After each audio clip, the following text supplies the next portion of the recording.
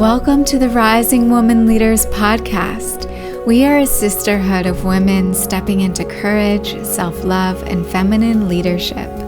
I'm your host, Meredith Ram, and here I'll be sharing personal insights as well as interviews with inspiring leaders and entrepreneurs so you can create more daily magic in your life and also grow your business without losing sight of spiritual values as a rising woman leader.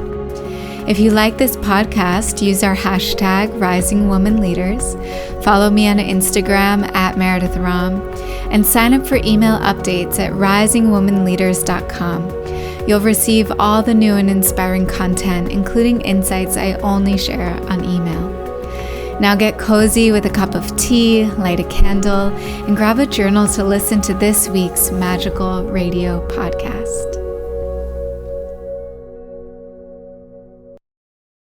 Hi everyone, I wanted to take a moment to tell you about the New Year giveaway that we're doing for the Rising Woman Leaders podcast between now and February 11th. This giveaway is for a free 75-minute Heroine's Quest coaching session with me. This is of $200 value. It's actually one of the rewards I designed for the Kickstarter campaign last fall, and I wanted to have the opportunity to give one of these sessions away for free to one of my podcast listeners. So what it is, it's taking the space and the time to really reflect on what you want to cultivate for this new year. What is the essence? How do you want to feel? What goals are you calling to mind? And also to really ask, how can you take better care of yourself? How can you be of higher service and contribution? How can you show up to your spiritual practices? And we're also going to take time to look at any challenges that you're having in your life, any blocks that you may be feeling, where you might be feeling stuck, and clear that path for you to have a little more spaciousness to move forward. So if you feel like you could use some individual attention and support and guidance, I would love to connect with you one-on-one.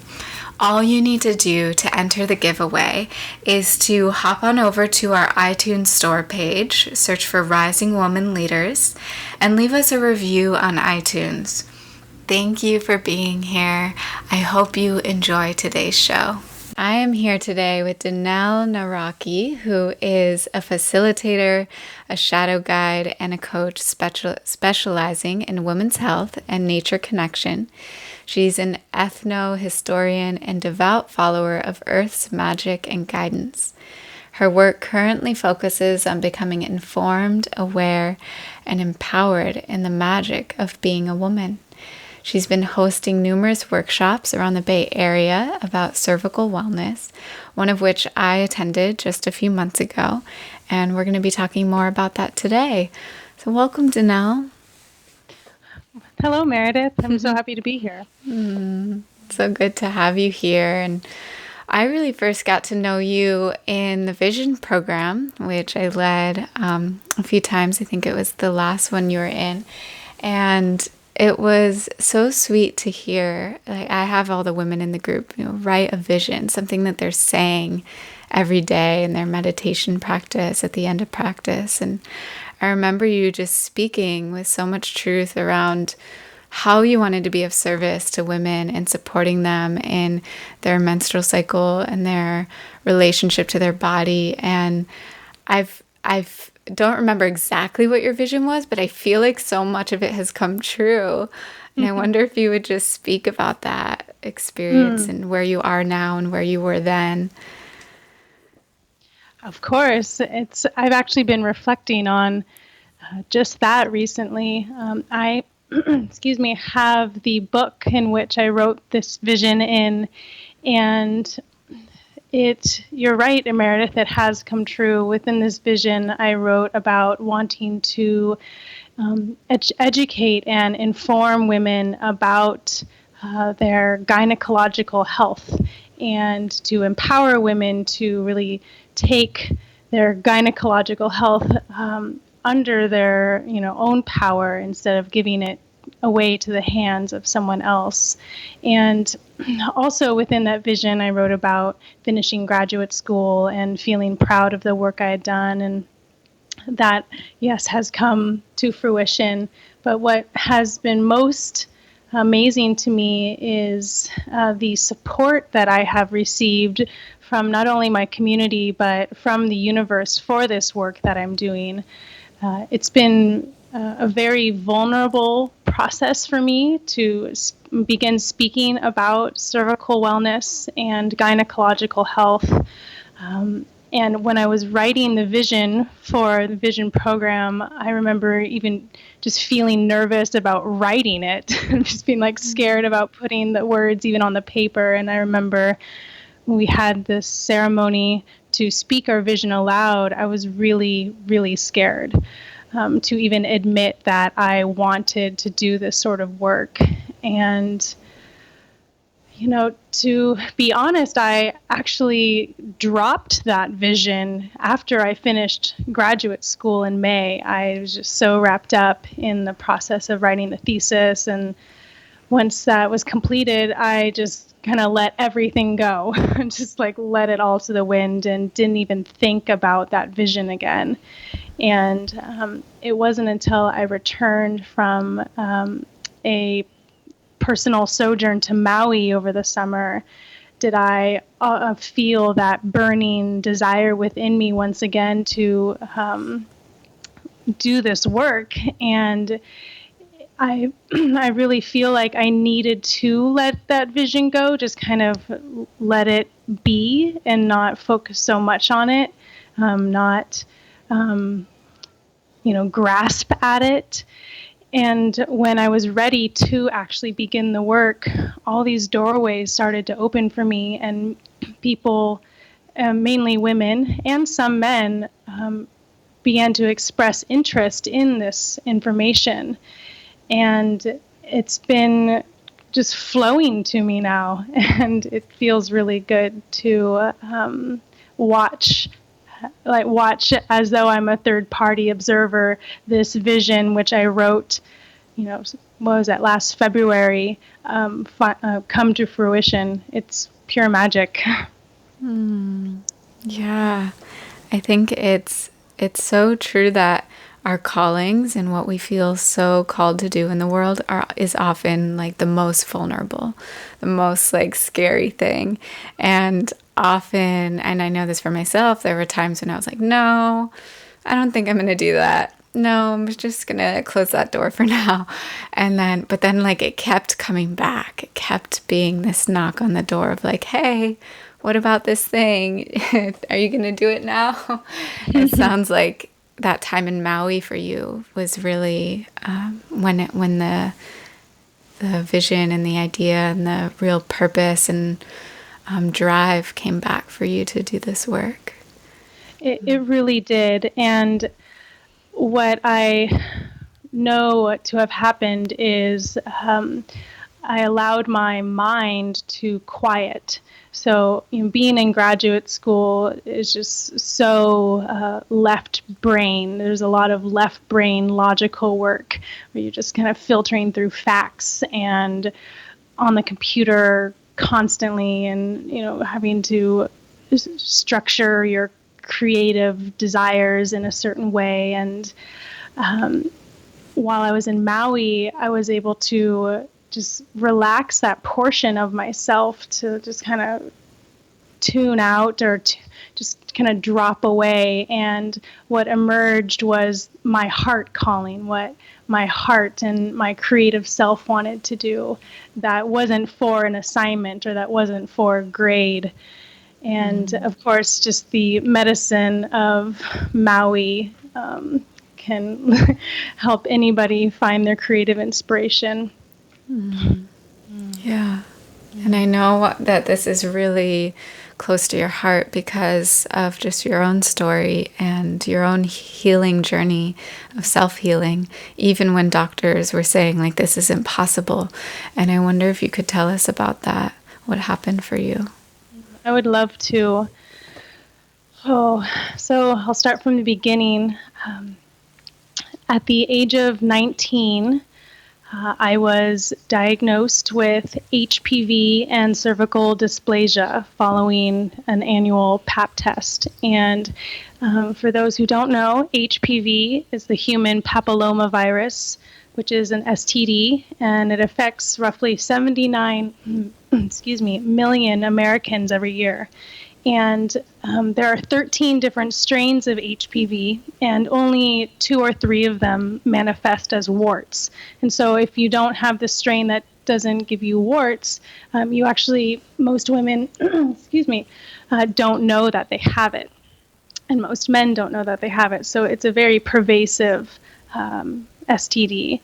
And cervical dysplasia is a direct consequence of HPV. And cervical dysplasia translates to abnormal cells on the cervix. And so when a woman goes and has a Pap test done, what the doctor does is, scrapes some cells from the face of the cervix and also from the inside of what's called the cervical os, or it's like the little hole or mouth in the cervix. And they test those cells to see if there's anything wrong with them. And if there is some abnormalities, they tell you that you have cervical dysplasia. And what is scary about cervical dysplasia is it is the precursor to what can eventually be cervical cancer. And so at 19, I received this diagnosis, and the doctor told me, this is not uncommon for people your age who've had maybe multiple sexual partners, but because you're young and we assume you have a healthy immune system, that your body will be able to fight off the virus and the cells will go back to normal. And so they sent me away. They didn't tell me anything I could do to help myself. They just said, okay, we'll see you in 6 months. Because once you receive a diagnosis, they want you to come in every 6 months to be checked up. And so I continued to live my life. I was kind of a party girl. I drank a lot and I would stay out late and I didn't eat very well and I did not take care of myself. And so, 6 months later, I came back and I had the same diagnosis. And the doctor once again was like, well, maybe start taking some vitamins and to help yourself. And we'll see you in 6 months. So this process continued for 4 years. For 4 years, I went back to the doctor every 6 months to have a Pap. And within that time, I also had several procedures called colposcopies, which is where they take a biopsy of the cervix. And throughout these 4 years, the doctor's like, I don't know why you're not healing. You're young. You should have a very healthy immune system. But they never gave me any tools to help myself. And as the years went on, they informed me about various procedures that I could have done to supposedly help the cervical dysplasia. And these procedures are very invasive. They basically either cut away or burn away portions of the cervix in hopes of just removing the part of the body that is abnormal. And that just never sat well with me. I didn't ever want to agree to that. So at the 4-year mark, my doctor was very concerned about me. She's like, I don't know what is wrong with you. That's basically what she said. She's like, I don't know what's wrong with you. You're not healing, and we need to do something because you're going to get cancer. That's basically what they told me. So I was very depressed about this. I self-medicated with all the wrong things, and the doctors were essentially trying to bully me into doing these procedures that are very invasive and quite scary. And they also had several, quote, specialists come in and tell me that I needed the HPV vaccine. And I just couldn't understand why I would need a vaccine for something I already had. And so after my third colposcopy, I went home and just puddled on the floor in emotion and just like, okay, you know what? Something is clearly not right. Something's not in balance in my body. I'm not healing. Western medicine isn't giving me any tools to help myself. So I guess really all I have is myself to work with. And so I embarked on a journey of exploration and discovery in regards to how to keep my cervix healthy and well and how to heal her. And so for 2 years, I explored various healing modalities and healing techniques. I completely revamped my lifestyle. I just basically changed every single facet of my life. And 2 years following this, stake in the ground moment of, okay, I'm going to help myself, I went in for another pap test. I can't tell you how many I've had. And I just remember feeling so nervous because I had healed other things in my body throughout this process. And I just prayed, like, okay, please, God, please let this pap test be clear. Because through those 2 years of attempting to heal myself, I had even been sent away to another doctor because my doctor was so fed up with me, so that someone else could try to convince me to do these invasive surgical procedures. And I remember walking away from that final pap test thinking, okay, like if I haven't done it, then I don't know what else to do.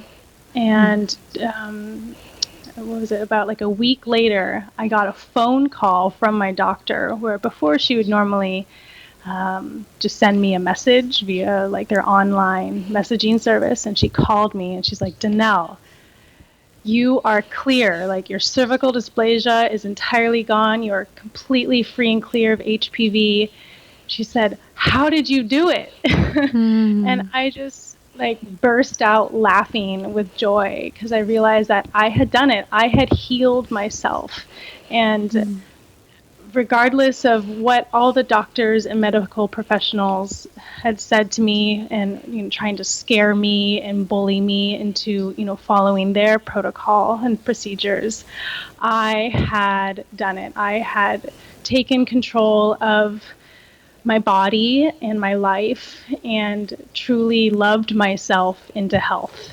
And so that's where this passion for cervical wellness arises, is realizing that women are not given tools to keep their cervix healthy and well. And so many women are faced with these abnormal pap test results, and the doctors tell them that, oh, you can get cancer, and everybody is terrified of that big C word. But there's no other options given besides doing these highly invasive surgical procedures. And so through my journey, I have realized that other women need this information as well. And so I've stepped up and am now spreading the word. Yeah. Wow. Wow. Such a powerful story. It comes up so much that in the Western medicine world, and not at the fault of the doctors, because of really the whole system and the education system, it's like is built around just addressing the symptoms and like, okay, let's just get rid of this thing that's coming up, rather than really looking at the root of like, well, let's go further back. Why could this be happening in the first place?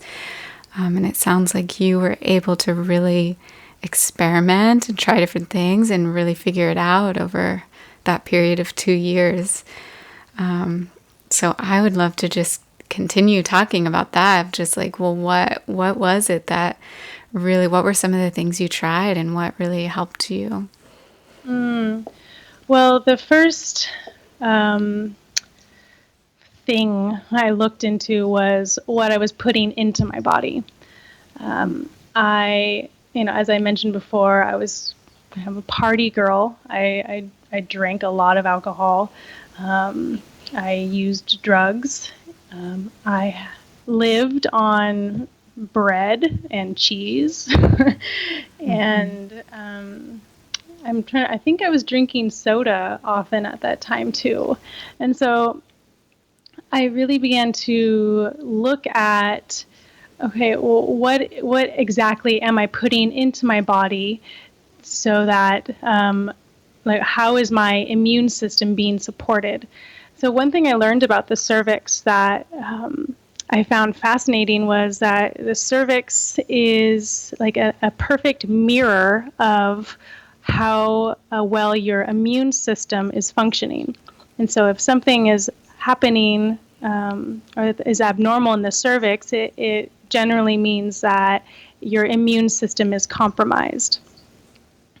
And so I was living a lifestyle that just continuously compromised my immune system, staying up late, not drinking any water, not fueling my body in the way it needed to. And so the first thing I addressed was how I was nourishing my body. And so I essentially cut out wheat. I stopped eating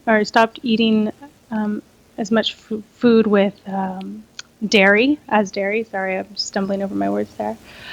I stopped drinking beer. I used to drink a lot of beer. I'm like, oh my gosh.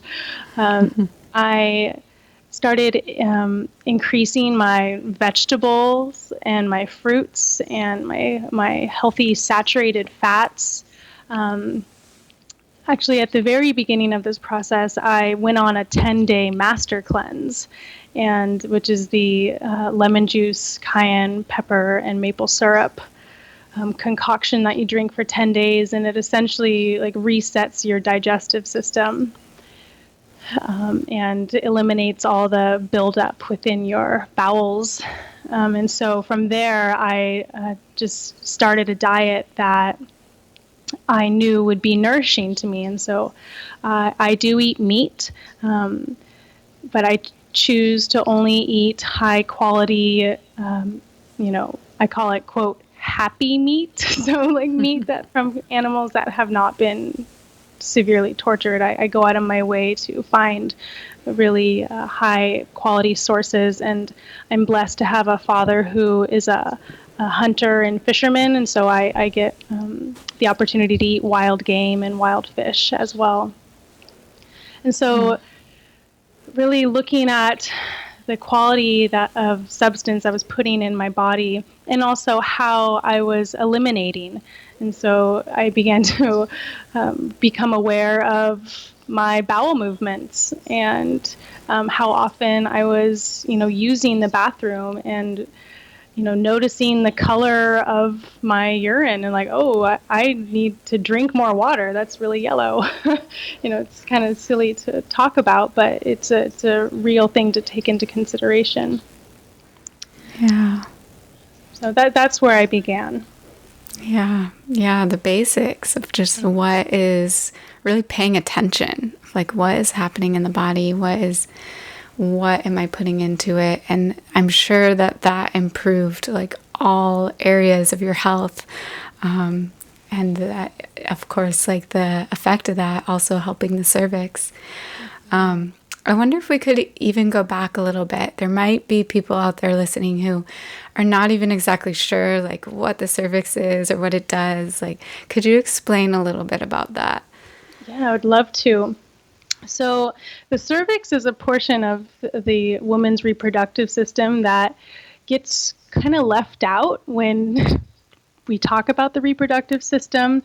People know about the womb or the uterus or the ovaries and the vagina, but the cervix is a portion of the female body that I like to say is the doorway into the womb. And so in anatomy and physiology, the vagina or the vaginal canal is actually considered still part of the outside of the body. It's not considered an internal organ. And so the cervix sits at the end of the vaginal canal and is basically like the tip of the womb. It's the portion of the womb that is you're able to feel on the inside of the vagina. So, excuse me, the cervix, again, like I said, is a doorway. It is the place in a woman's body that menstrual blood flows out of. And so, as I mentioned before, in the middle of the face of the cervix is something called the cervical os, O-S. It's also called a mouth, which I find kind of funny. There's a face and a mouth. And so through the os, that is the actual portal into the womb. So as I just mentioned, it is through the os that the menstrual blood flows out of the uterus and, then through the vagina and out of the woman's body. It is through the cervical os that semen enter into the uterus through for fertilization and conception. And the os of the cervix is also what dilates and expands when a woman is in labor. And so the cervix is a literal portal in which the baby comes through into this world. It's also a doorway for blood to come through for women who've had abortions or miscarriages. And so I really like to speak of the cervix as a doorway, as a portal into a woman's most sacred parts of herself. And as I mentioned before, the cervix is a beautiful mirror for the immune system. And so when a woman goes and has her Pap test done, the gynecologist or the nurse is looking at the cervix, which if you're looking through the vaginal canal and at the cervix, it's like a beautiful circle. It's just a circle with what appears to be like a dot or a hole in the middle. And when the gynecologist does the Pap test, as I mentioned before, she just kind of checks out what the face of the cervix looks like and what the cells on the inside of the os are like.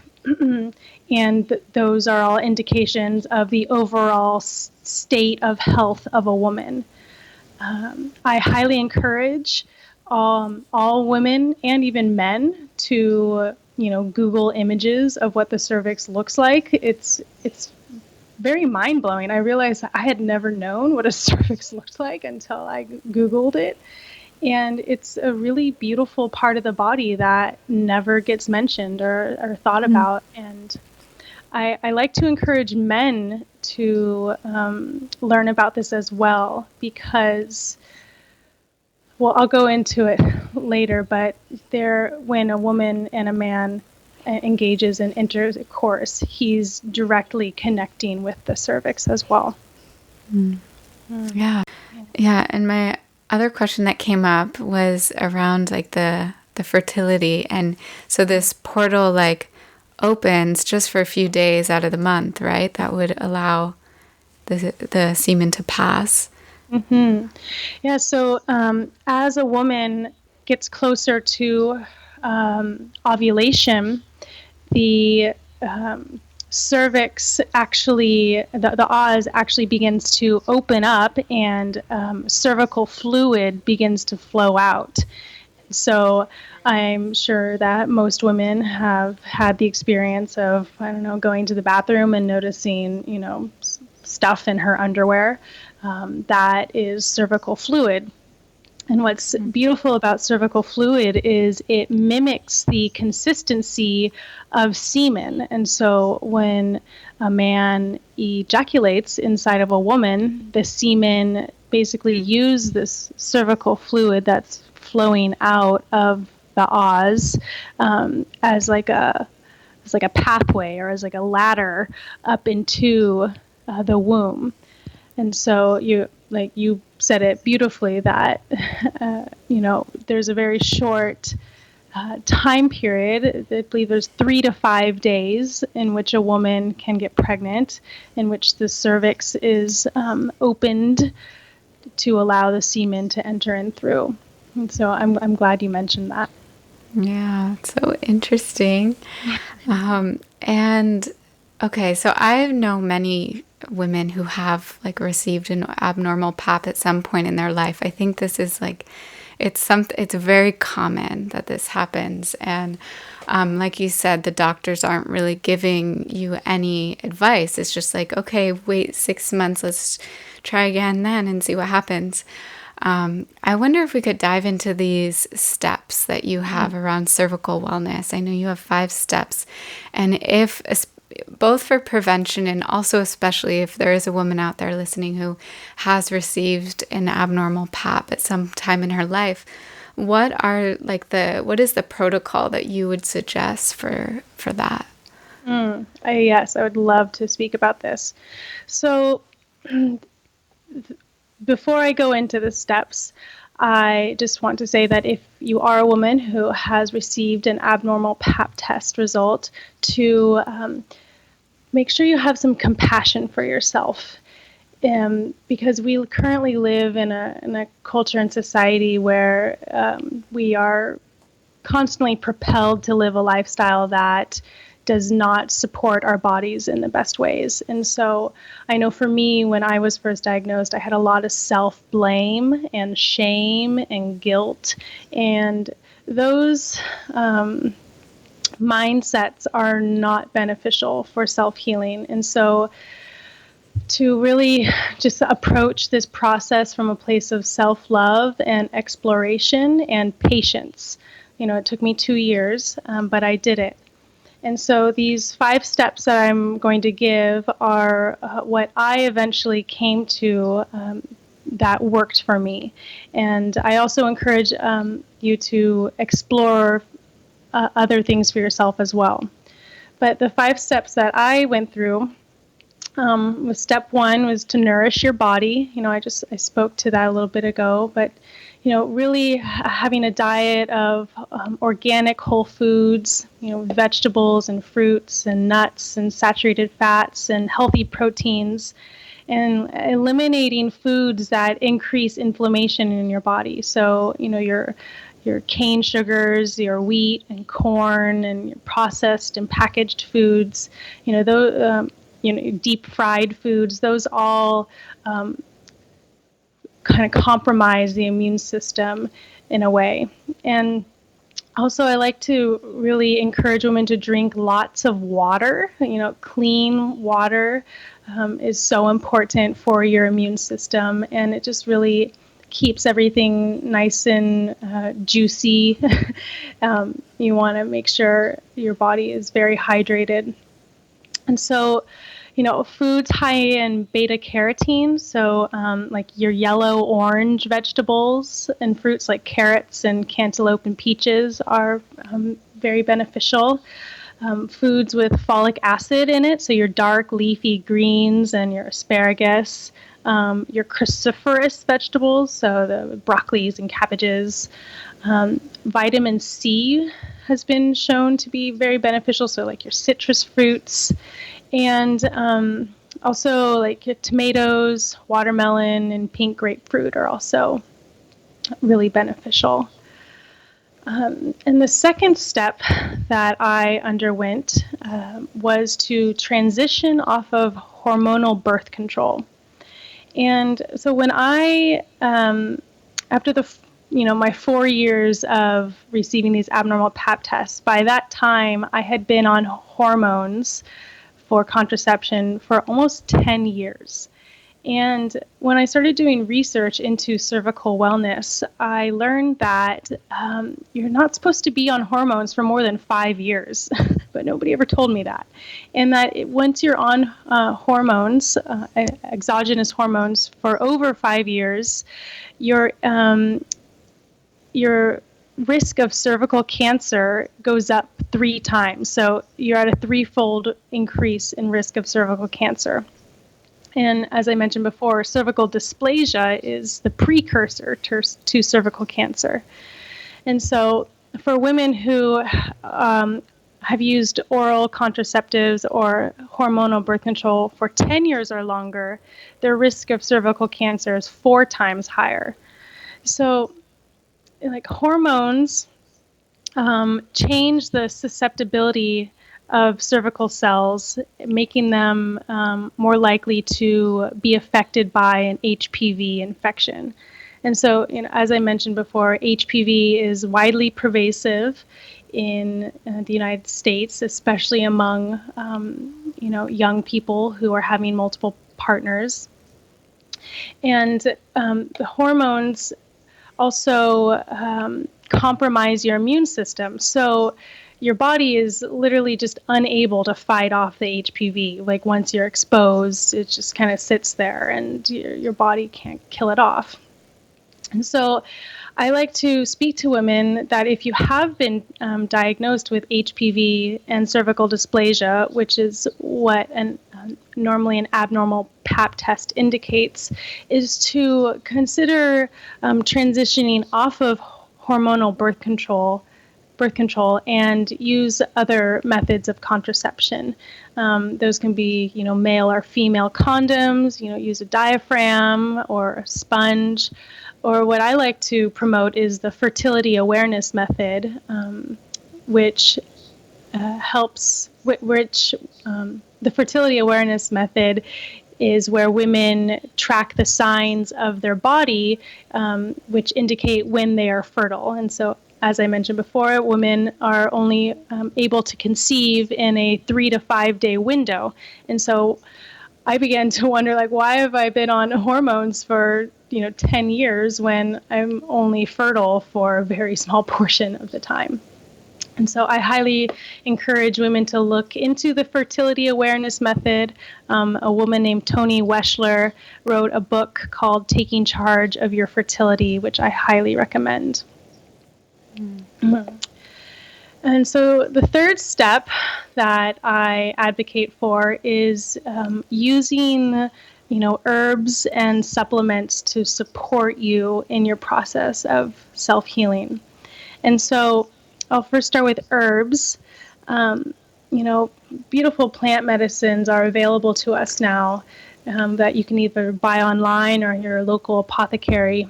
And these herbs that I'll be mentioning can be used either as a tea to be taken orally. You can use them in a vaginal steam, or a yoni steam, some like to call it, where you sit naked on the bottom over a steaming pot with herbs in it, and you allow the steam to rise up and enter into your vagina. Or if you, for women who have received a diagnosis, I recommend using some of these herbs in a douche once a week. And I know for me, like, the idea of doing a douche was like mortifying. It's like, oh God, that's like really embarrassing to even think about. But one thing about what a douche does is it washes the cervix in herbs and then allows the herbs to stay up in there where they can really work their magic. And so some herbs that can be used as a tea are like nettle, raspberry leaf, ginseng, or parsley. In a vaginal steam, women can use calendula or lavender, again, nettle and rose. And in a douche, I recommend women using golden seal powder or marigold and pau d'arco. The supplements that I recommend to women are the minerals zinc and selenium, which have been proven to be very beneficial for the immune system, as well as folate and lysine. And so, supplements and vitamins, when taken regularly, can be very beneficial. Mm-hmm. So the fourth step that I advocate for is for women to reduce their stress.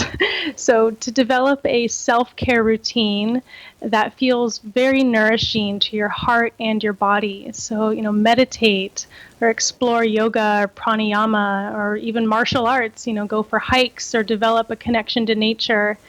Whatever makes you feel good and loved, then do it. Stress really affects the immune system. And when you're just highly stressed out, your body just doesn't function as well. Mm-hmm. And so, by reconnecting to what brings you a sense of joy and love, your body is able to relax, and it gives your body much needed time and space to self-heal. And so, as I mentioned before, this is part of the patience aspect that, there's action in inaction. So really just taking the space to fully love yourself is really important. And the fifth step, which was most influential in my life, and in fact blew my mind, was becoming aware of sexual habits. And so there's this amazing book called Women's Bodies, Women's Wisdom by Dr. Christine Northrup.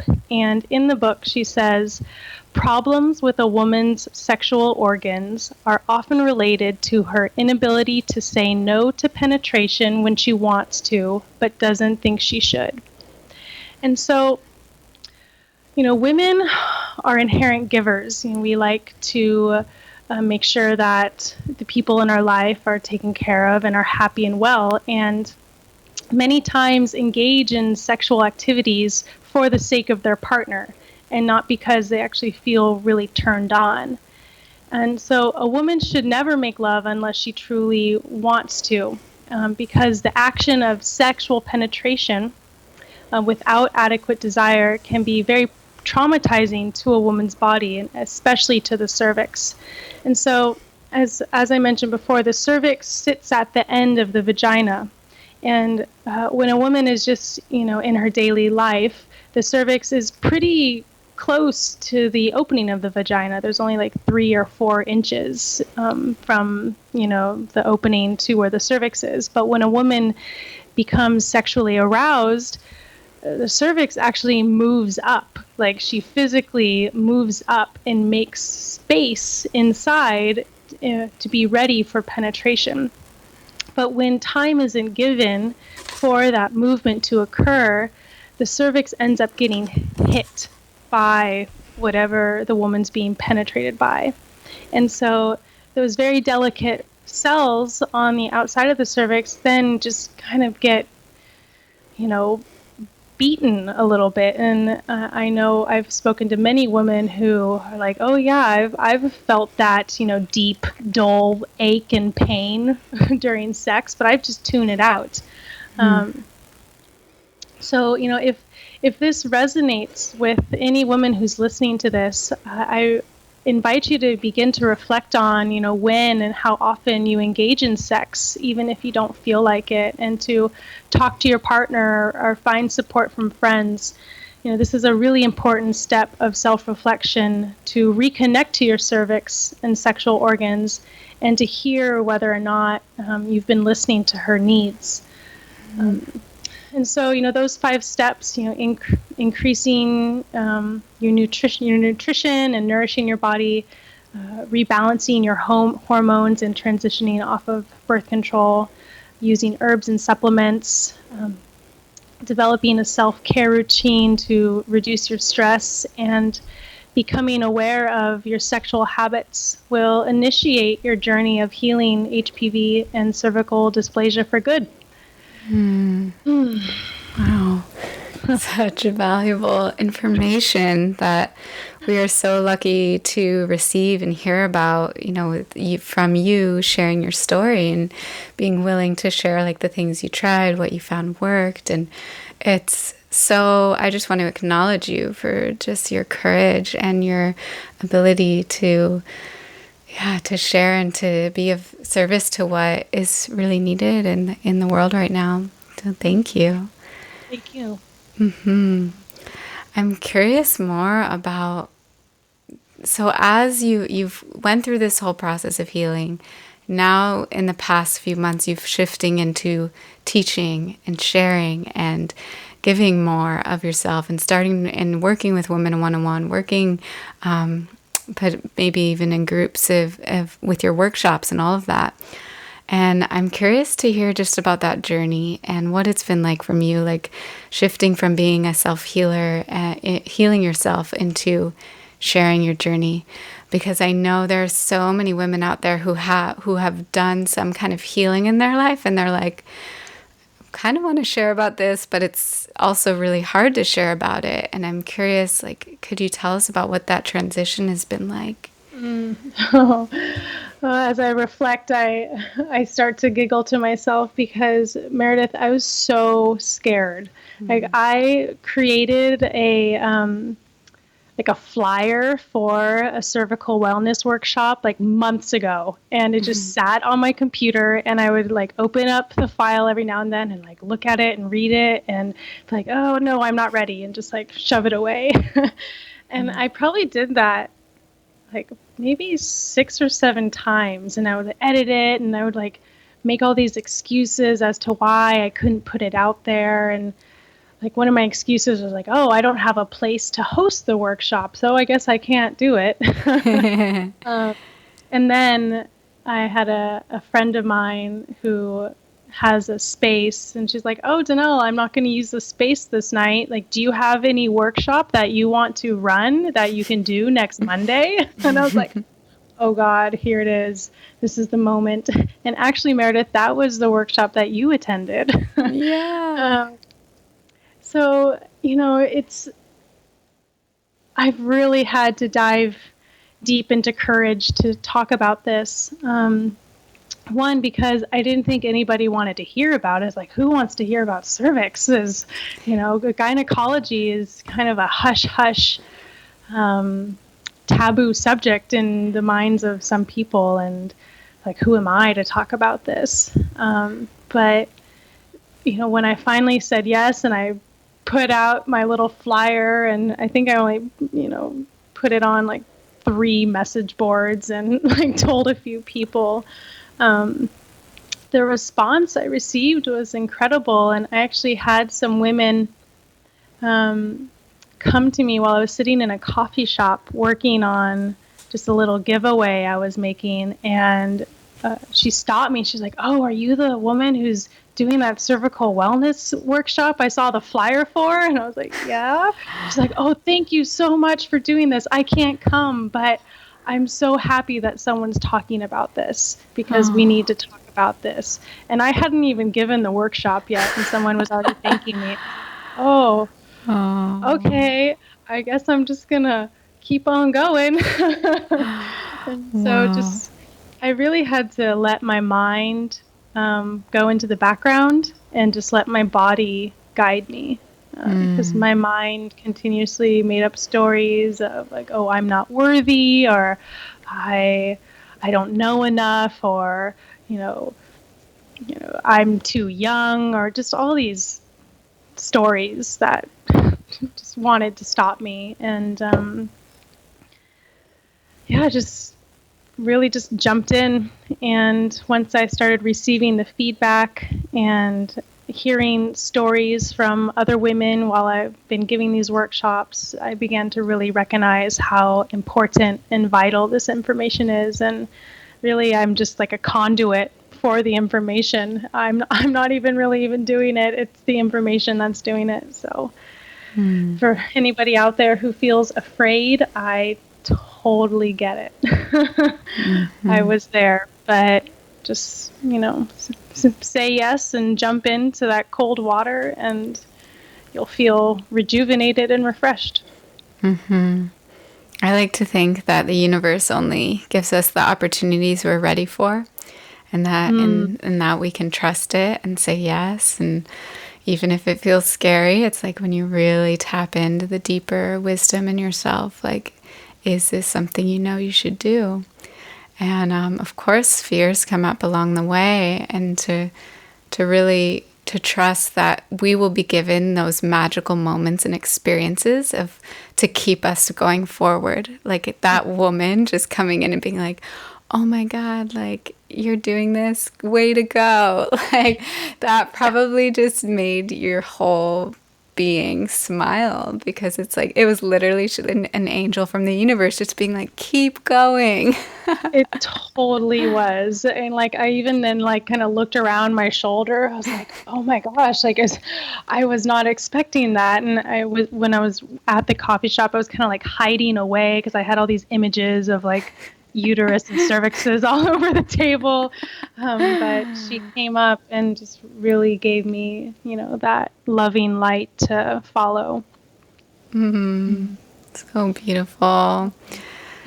Yeah, and I'm curious about just what you're excited about in your business now. And I know even I was checking out your website before this interview, and I know if anyone listening wants to, like, if they didn't get a chance to write down what you were sharing, there's like a place on your website where people can look it up again. And if you could share about that.